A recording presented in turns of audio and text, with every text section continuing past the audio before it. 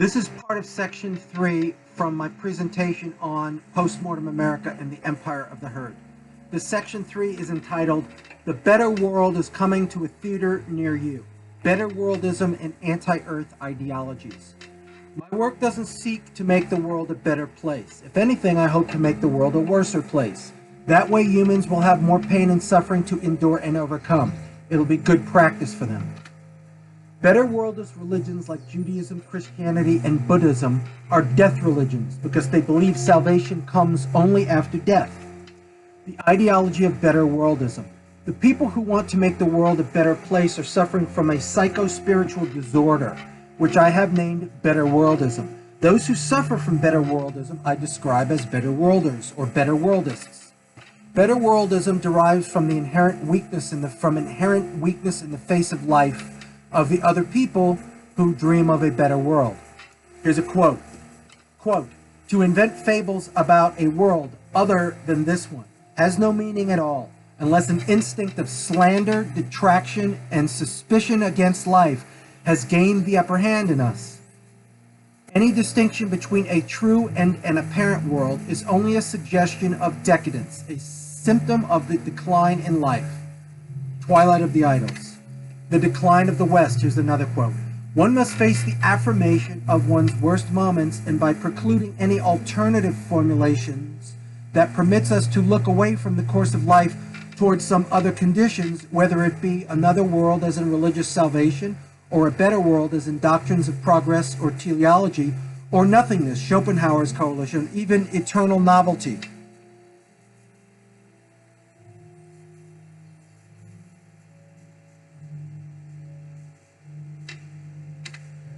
Some forms of anti-life nihilism and secret anti-earth ideology.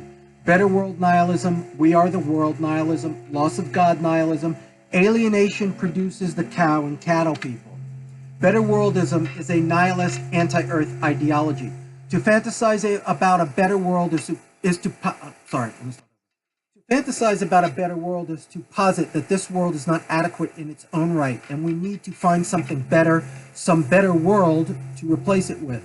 The quest for the perfect world is in reality a quest to avoid facing one's life situation head on, and to ease one's conscience by identifying with the madness of crowds. This is the best of all possible worlds. Anyone who doesn't feel this way suffers from better worldism. Better worldism as a secret anti-earth ideology. To be a better worlder is to imply that this world isn't good enough or somehow inadequate to visions these people conjure up in their perverted little minds.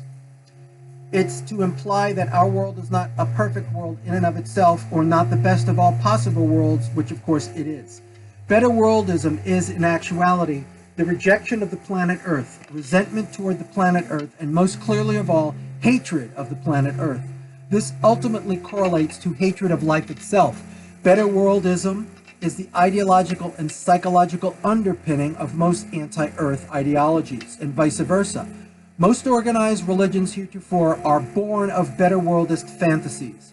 Most of all Judaism, with its messianism, apocalypticism, Christianity with its notion of resurrection and the heaven-purgatory-hell matrix, Islam with its Jannah, where Allah grants you access to all those juicy virgins, and probably worst of all, and will come as a shock to most cow and cattle people in the United States, Buddhism, with its concept of nirvana, the perfect world where there is no pain and suffering. Any ideology of life or of death that posits the soul's eventual release from the physical body is better worldist, and therefore is expressing hatred of life. To make the world a better place, the first step would be to get rid of all the people who want to make the world a better place. To make the world a better place, the first step would be to get rid of all the people who want to make the world a better place. There is no better place. There is no better world. There is no such thing as making the world a better place. This world is fine just the way it is. This is as good as it gets. This is the best of all possible worlds, in fact. People who think this way, that there is somehow, somewhere, perhaps in some possible future, or in some mysterious other place somewhere off in the clouds, something better than this, some world better than this one, such people suffer from the error in believing that there is too much suffering in the world, that there is too much pain, and that somehow this sum total of world suffering and pain should be decreased, that it somehow can be decreased or gotten rid of altogether, and if not, there must be some afterlife or afterworld wherein a better world resides, and where some or all of us might wind up where there isn't any pain or suffering at all, where all the pain and suffering is extinguished permanently. Such a beautiful idea and so full of shit. Okay?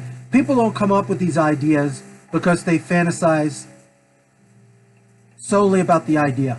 They come up with these ideas because they're fake and phony, and they want to look good, and they want to try to make themselves feel better about their life situation, which they're not happy about. The earth itself is heaven. The earth itself is heaven itself, and the only heaven that exists or that anyone should dream of existing. If you're healthy, if you're spiritually and psychologically healthy, you don't need to fantasize about other worlds or better worlds. The Earth Day, this is a funny irony in this society today. It's so, you know, the American herd, they always are fancying themselves. They have a feeling inside them or motivation, subconsciously. They feel it and it bothers them. So they will make up stories about what it really is to protect themselves from physical and from spiritual and emotional pain. The Earth Day March is a perfect example. The Earth Day March is an expression of better worldism, which makes the marchers enemies of the Earth, not its friends. These people are comic because they really believe they are the good guys trying to save the Earth from the bad guys, who are presumably whoever they are marching against, most of all capitalists and capitalism. The people who show up at such events are actually the most dangerous enemies of the Earth on the planet. They actually think they are its friends and seek to do it well. They are really marching and protesting against pain and poverty and suffering and death without any idea whatsoever. And, you know, section 1 of my presentation talks about pain and poverty and suffering and death. And what it has created in this is how it has helped create this mess we're in today. They seek a better world. My nickname for them is Better Worlders. Anyone who seeks a better world is no friend of this world. The quest for a better world does harm to this world just by being quested for. Just by thinking about this, people walking around the planet with these ideas in their head will in one way or another affect the planet harmfully in the end. Vehement, self-righteous, but not righteous moralizing. And I am assuming everybody understands clearly, who is hearing this, the distinction between righteousness and self-righteousness. Righteousness is a person who does right by whatever moral standard he's following. A self-righteous person is a bullshit artist who does not do right because he's too weak, but has a guilty conscience about not being strong enough to do right. So he babbles about morality. That's what we see everywhere in this society. The media, on and on and on, moralizing, the bullshit, self-righteous moralizing. That's what it is. It's just a pose. Self-righteousness is a pose for lack of true righteousness. All over the nation, we witness vehement self-righteous moralizing nationwide. A new game for moralizing, in fact. At times it stems from guilt over not being moral themselves. Guilt over loss of God and concomitant loss of morality. Stop calling it tragedy. It's not tragedy. A tragedy is a kind of Greek play. When people call some other person's death or dismemberment, some stranger they have never met and don't know anything about, a tragedy, what they are saying subtextually is, I couldn't give a shit about what happened to this person, but I can't say that out loud or people won't like me. So I will apply this universal journalist term just to ensure that I go on record as one of the good folk. All previous religions have been death religions. All religions heretofore have been focused on, completely organized around, and set up to prioritize death. That is why I've termed them death religions. They are death religions because they worship death. They are death religions because in one way or another they prefer death to life. They privilege death over life. They postulate, or even better fantasize, that we have access to some better world somewhere off in outer space after we die. Christians have their heaven and purgatory. Jews have the resurrection and the millennial end of days. Hindus reincarnation, Buddhists nirvana. They dream of a better world because this world is so bad, because this world is hell. I have actually heard spoiled, comfortable middle-class Americans proclaim this out loud. They don't realize, and that's a different issue. When people who are privileged, like people in America, talk about how the world is hell, it's really laughable. Because what they're saying is that they feel guilty about their own weakness for being hedonists. They don't realize being hedonists because they don't believe in God and they don't believe in his morality anymore. They don't realize that it's not the world, it's them. They hate this world because they cannot master it. They have not figured out how to flourish in it or to embrace it with all of its suffering and pain. They have not learned to compensate for the suffering. They are failures at this world, so they hope for a better one. Their point is ultimately that they want to die.